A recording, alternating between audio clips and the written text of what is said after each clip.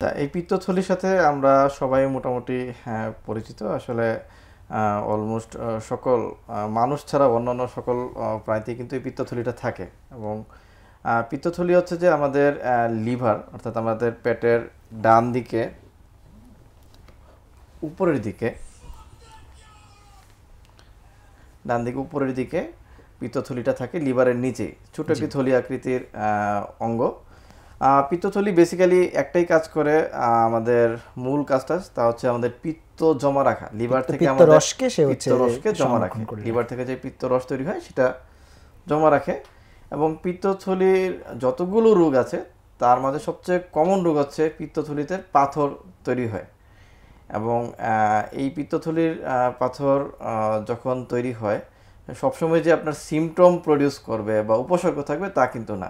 বিশেষ করে আমাদের যারা স্বাস্থ্য সচেতন মানুষ আছে বা পেটে অন্য যে কোনো সমস্যার কারণে পেটের বিভিন্ন পরীক্ষা নিরীক্ষার সময়, অর্থাৎ কেউ যদি আলট্রাসোনোগ্রাফি করে বা অন্য কোনো পরীক্ষা করে তখন দেখা যায় যে পেটের বিভিন্ন প্রতিটা অর্গানই কিন্তু এখানে কমেন্ট করা হয়, সেখানে মাঝে মাঝে লেখা ওঠে যে আপনার পিত্তথলিতে পাথর আছে, ইনসিডেন্টাল ডায়াগনোসিস, যেটা হচ্ছে ইনসিডেন্টাল ডায়াগনোসিস বলি।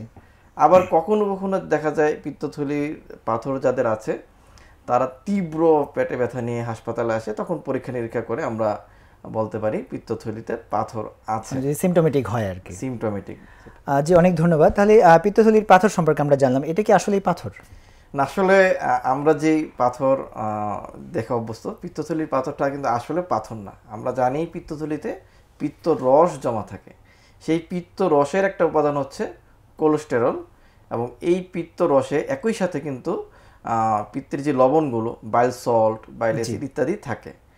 তো যখন এই রেশিওটা চেঞ্জ হয়ে যায়, কোনো কারণে পিত্ত রসে কোলেস্টেরলের পরিমাণ বেড়ে যায় অথবা বাইল সল্ট কিংবা বাইল অ্যাসিডের পরিমাণ কমে যায়, এই যে রেশিওটা চেঞ্জ হয়ে গেল তখন ওই কোলেস্টেরলগুলো জমাট বাঁধা শুরু করে।